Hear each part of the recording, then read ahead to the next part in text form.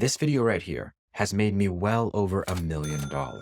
I shot it on my phone, I edited it on my phone, I posted it from my phone, and the day it went live, we made $8,000 on Shopify. Whoa, Evan, hold up. The title and thumbnail said this video made you millions. That doesn't add up to be millions. Yeah, you're right. I'd be thinking the same thing too. But what we haven't talked about is paid ads. This video was proven organically. And once we saw the results, once we realized that it could bring in sales, we turned it into a Facebook ad and we've been running it for years. That ad has single-handedly generated us over $2 million. Today, I'm going to show you how I did it. I'm going to break down the different camera angles, the edits, and show you the different stages so that you can understand what's required to create an engaging video. So let me play it for you. Our number one request from customers was a product that sealed your project, made it waterproof, didn't have brushstrokes, and wouldn't show bubbles. So we made it. We went to the lab, we worked with our chemists, and after months and months and months of hard work, we created something that would repel water, something that was hard, something that was clear, something that would make your projects last forever, something that doesn't peel away. Because that's important. We're making memories and we want them to last forever. That's why Maker's Magic was invented. There you have it. Let's break down how I did it. The first thing I need you to understand is how we set up the shot. I turned my phone upside down and I put the top of the phone on the table. This gave me a really cool perspective and also took away some of the glare that was reflected in the glass. And that was the first thing that we did. Second, there's only two elements in the screen to really pay attention to, and that black tape separated things out and really set the tone for the us versus them. Okay, let's talk about lighting. I have a wall of lights in front of me shining down on this. 5 lights to be exact, which gives it a really clean look. Next, I used contrasting colors. Glass, white, black, red, orange, blue. I wanted to make it pop. I wanted to make it look a little bit different. You see, I didn't show my face, and that's okay. I just wanted to show my hands and the subject. And by framing it like this, it gives it this just interesting look. It's visually novel. So if you have that opportunity to get that interesting shot, do it. It's so worth it. Okay, so that covers the composition and the lighting and the framing and how we set things up. You'll notice that I filmed in tall aspect ratio. I didn't film wide and crop in. I just shot it tall. In fact, I shot it upside down. I want you to give this a shot. The next time you're shooting something on a table, I want you to put the phone upside down on the table and then slide it backwards or slide it towards the subject, like this. It'll give you some really interesting perspectives to work with. Okay, so I set up the cell phone upside down, and then I recorded the entire thing. I didn't stop the camera.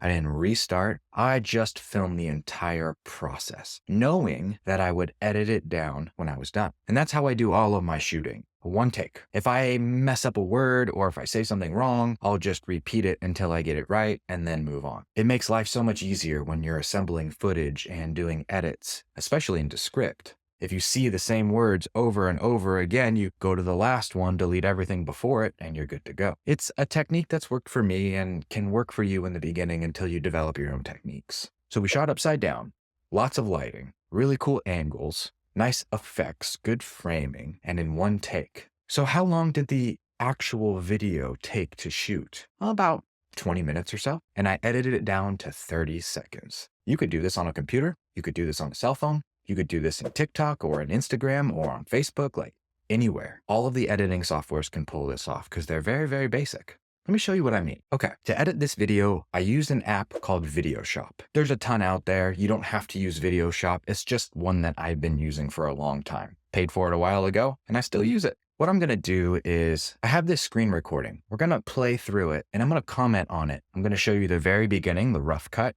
I'm going to show you what it looks like with some jump cuts. And then I'm going to show you the final polished version with the voiceover. Check this out. Notice how you don't hear anything. Notice how the camera doesn't zoom in and out. Notice how my t-shirt changed. Yeah, I had to give it some time to dry. Notice how you can kind of hear me in the background, kind of talking a little bit. You can see what's happening, but it's not nearly as interesting as the first one. Yep.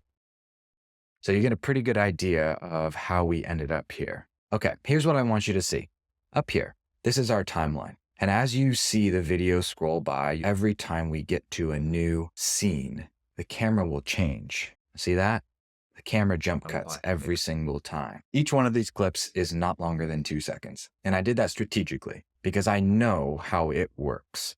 If we can keep their attention and we can just go in and out and around and tell a story visually, it'll be more interesting. It'll be more entertaining. And that's what I was trying to accomplish here by cutting things up every 1 to 2 seconds. Some of the shots are even half a second long, and all of these shots are about 1 second each. That's strategic. The shorter the clip, the higher likelihood that someone will watch it. Let's pause for just 1 second so I can share a mistake with you that I thought was true that is not true. I used to show all parts of the process, thinking that the viewer wouldn't understand if I skipped parts. I was like, oh, I've got to show peeling this off because how would they know if I peeled it off or not? They know. Respect the intelligence of your viewer. Let their brain work a little bit. It's okay if you don't show them every single little tiny detail. They know what's about to come next. So what's unique about this video right here? Well, what I did is I took the video itself and I split it up so that I could focus on the most impactful 1 to 2 seconds as we progressed. Let me show you an example. Pouring water, that was an excellent clip I needed to grab. So I split it out and trimmed it down. Grabbing the sponge, you'll notice that I grabbed the sponge right here. Watch, I'll grab the sponge and then I'll rub the glass. Moving the sponge to the glass, I cut it out. The viewer knows how I got there. I don't need to show him that. Watch. Yep, I quick cut to rubbing on the glass. Let's watch another one. Quick cut, moved over to the right. Oh, there's a little piece coming. Quick cut, pouring the water. They don't need to see me set the sponge down and grab the cup of water. They don't. They know how I got there. So what I did is I looked for all of the most interesting pieces. How can I tell a story with just clips? That's what was going through my mind as I was editing this, knowing that I can always trim more and trim more. And that's what I did. I trimmed and I trimmed and I trimmed and I scrubbed through the footage and I grabbed little pieces to help me tell that story. You'll see that I just jump cut from action to action, scrape to scrape, water to water. So I think this part's really interesting. I decided to keep it in, scrubbing it and breaking the Q-tip. Watch this. Breaking the Q-tip twice. That's it. That's all I needed to show. They didn't need to see me rubbing and then like talk about it. They saw what happened and that's good enough. So what happens next? This is what I call a rough cut. You've trimmed it down to the most essential parts. It's one of the most important parts, and it's still something that I do for all of my content. I don't let the editors choose which things to keep and get rid of because honestly, how do they know which part of the tax lecture should be cut and be kept? They don't, and it's unrealistic for me to expect them to. I'm the subject matter expert, not them. Their job is to make it look good, polish it, add the things that I don't know how to do, like transitions and jump cuts and sound design and lighting and color grading and motion graphics and text and all these other bells and whistles. It's my job to give them the blank, raw material so they can enhance it. And so we work as a team. We play to their strengths, we play to my strengths. And my strengths are the meat and potatoes of the content, the rough cut. I actually do this for all of our videos. I'll rough cut all of them. I'll get them all to a point where I'm like, hey, you don't need to remove anything else. Just make it look better. How can we show instead of tell? That's their job. And it's a wonderful partnership because I know that when I get the video back, I'm going to be happy with what's contained in the content because I've chosen it. Now it does take more time. It does. But I will tell you this, every single video that I've done that has performed really well, meaning millions of views, I edited, I rough cut. I say that because I've been doing this for about 5 years now, and I want to give you the confidence knowing that you can get to this level. You just got to get the reps in. So right now I'm showing you one of my reps. Imagine that you get to watch somebody break down a super clean squat, and I'm showing you exactly what I did. And you can learn from my process by copying and applying some of the elements that I'm doing. You can use them for yourself. So let's keep going. This entire video has only been rough cut. There's no jump cuts, there's no pizzazz, there's no fancy transitions, there's no text on screen, there's no sound effects, there's no captions, there's no title, nothing. This is the rawest version. This is the first variation of this piece of content. So where do we go from here? Well, we need to guide the viewer to where we want them to look. We need to make it special. We need to add some extra pizzazz to it. That's where jump cuts come in. Let me show you what I mean. We're going to play these clips side by side so you can see the difference between jump cuts and no jump cuts. Look at how crazy dramatic of a difference this makes. Your eyes will be guided to where I want you to look because I'm using the rule of thirds. Anytime I want you to look at something, I'll crop in or zoom in on it and force your eyes to go to that spot. Okay, let's look at that one more time. Watch how I go from static to in and in even more. And then I'll pop out, okay? And then I'm in.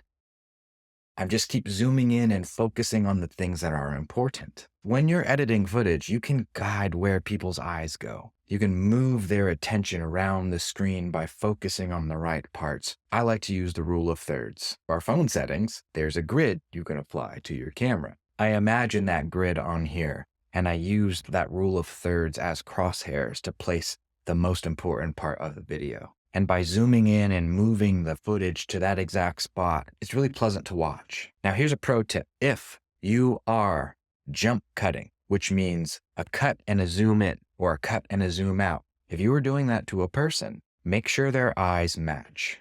If the eyes aren't in the same exact spot on the screen, it will look super weird. Once I learned this, it made all of my jump cuts 100 times better. Because what we don't want to do is look around as the viewer looking for the face, the eyes, and the person that we were just being spoken to by. It's off-putting because in real life, we don't jump around like this. We will come closer and further away, and it's really quite important. The same rule applies for your subject. If you're focusing on the right side, the butterflies with the Mod Podge, and you're jump cutting in on that, make sure it's in the same spot. Watch this.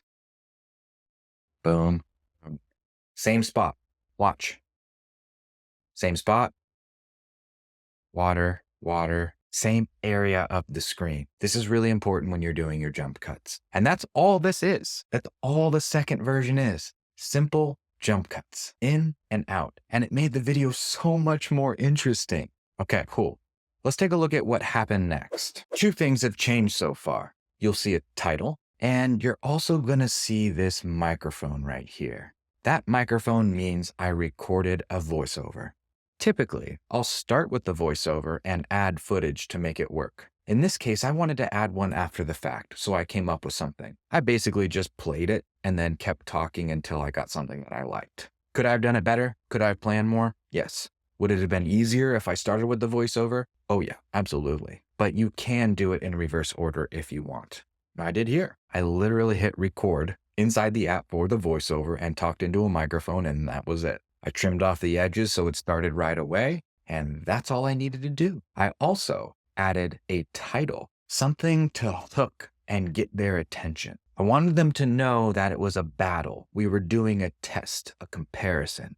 So I put ours versus theirs. Just enough information to keep you there for a few seconds. And as you start watching this, you want to see the end result because the pacing is fast and you know you're going to get paid off. It's another reason why I like cutting every half a second to 2 seconds. Pay attention the next time you watch a short video. I think you'll see this in use everywhere. Let's take a look at what changed. Our number one request from customers was a product that sealed your project, made it waterproof, didn't have brushstrokes, and wouldn't show bubbles. So we made it. We went to the lab, we worked with our chemists, and after months and months and months of hard work, we created something that would repel water, something that was hard, something that was clear, something that would make your projects last forever, something that doesn't peel away. Because that's important. We're making memories and we want them to last forever.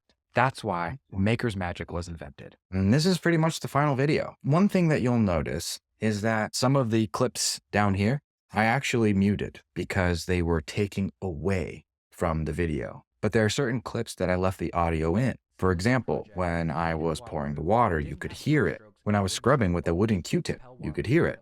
When I sighed, you could hear it. So there were some strategic scenes where I left the audio in, but for the most part, I removed it so you could focus on my voiceover. And that's pretty much it.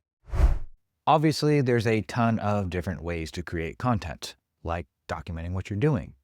And just like all the different types of content, there are also a ton of different business banks out there. I tried 11 of them. And if you've watched any of my videos before, you know that's true, but I eventually found the right one. They're called Relay, and they do everything I need them to do. So once I found out how awesome they were, I reached out to them and asked if they wanted to sponsor our videos and our YouTube channel. And they said yes. So If you don't have a business bank account set up, or if you're looking for an alternative, something that's better, something that works, something that caters to profit first, and people like us who are selling products and growing our brands, they're a great option. They're easy to set up. They're completely free to get started. You should be approved quickly. And here's a pro tip. Use your home address for the business bank account. So many people run into issues with the address part not verifying, especially if you're using a virtual address. That's why I use my home address. And it solves all of those problems for you. Click the link in the description to get set up with your very own business bank account with Relay, just like me. Let's get back to the video.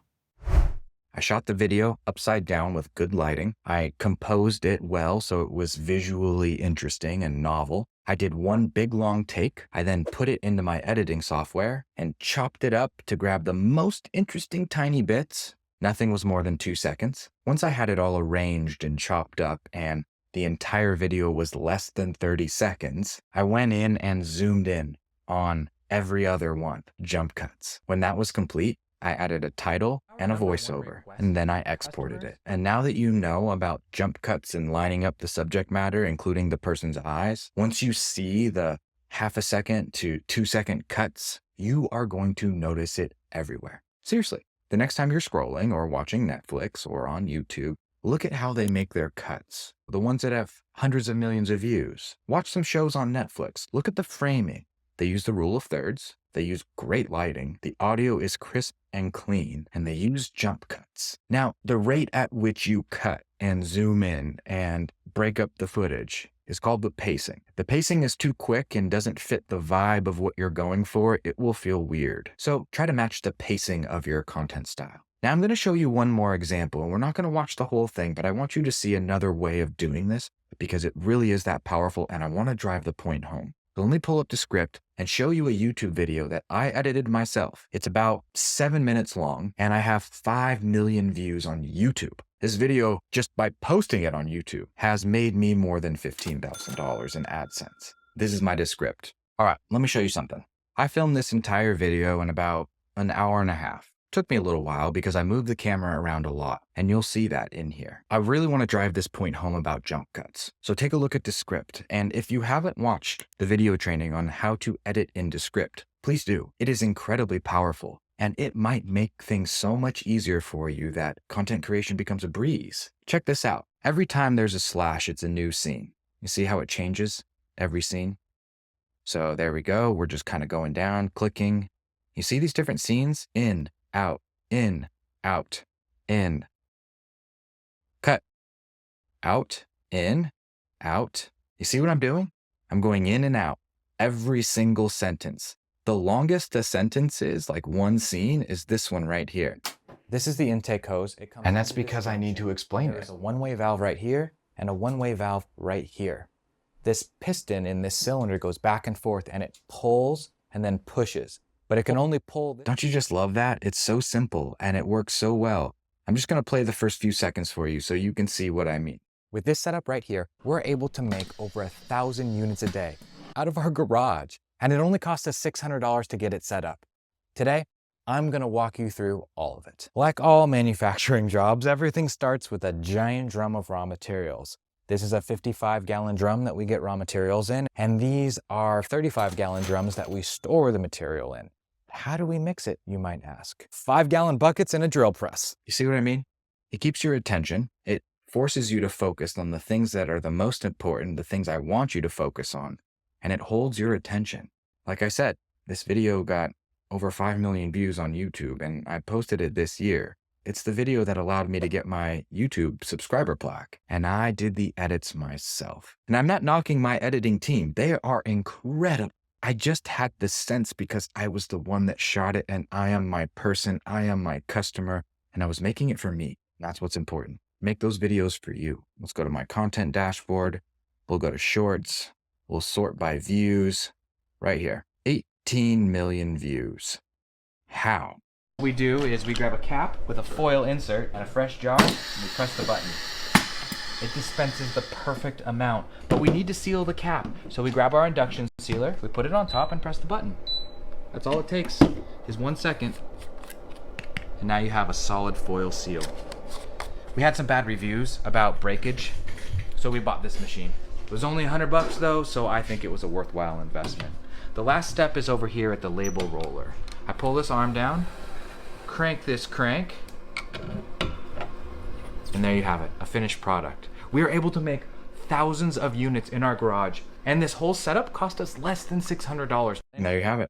Really, really simple video. 18 million views on YouTube. I'd never thought this video was going to pop off, but about 70 days after I posted it, it just started to go. This was one of the other videos that helped me get that subscriber plaque. Let's find out how much this video made us. Let's just take a look here at the analytics. Hey, look, it made me $1,800 in shorts revenue. Pretty crazy, right? You can see how many subscribers I got from it, 64,000. You can also see the retention graph right here. Interesting stuff. I added the captions, I added the jump cuts. I cut away anything that wasn't absolutely necessary to tell the story. Let's take a look really quick at the earnings of that other video as well. So we're going to sort by views. And here we go, 5,290,000 views. Let's look at the analytics. You can see the retention graph has a lot of sample data, and right around the 42-second mark, people started to drop off. So let's see what happened. On to get my stuff mixed up like that. Once everything's mixed up on the drill press, we dump it all in the storage tank so that it can be pumped out by our piston filler. Let me show you how. That's where people lost interest. That's what I can tell by the retention graph. But more importantly, look at the revenue. Almost $15,000 generated just in AdSense. By putting this video out into the world, YouTube paid me $15,000. Are you kidding me? That's crazy money. Now, all that got dumped right back into the process and growing our production capacity and working with the editors. And the reason I bring this up is because there is a reward for putting videos out there. If you can get attention, if you can leverage this muscle and get better at this skill set, the world is yours. Because remember, there are two ways to get attention. You can earn it or you can pay for it. In this case, I'm showing you how to earn it. And once you've earned it, we can amplify it with money and pay for even more. So what are the takeaways? Trust the viewer.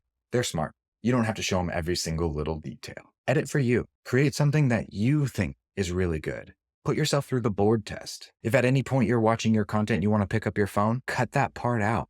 Remove anything that isn't core elements of the video. Don't waste people's time. Jump cuts. Get unique filming angles, use good lighting, and cut to the most important parts of the video. After you've done the rough cut, zoom in and zoom out, just simply by pinching and cropping in. When you're done, add a catchy title, which is your hook, and add a voiceover. You'll notice that the videos that I showed you all had voice.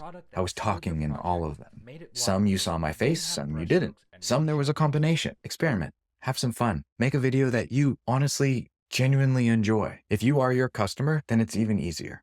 Trust your instinct. Trust your gut. Make the best video you can possibly make and flex these muscles and get good at it, because the version of you that's good at this is capable of so much. You can bring in an unlimited amount of business if you get good at content creation. And this is just one little piece of the puzzle that you're going to need. Hopefully these techniques become another asset that you can add to your toolbox. Now let's go make some videos.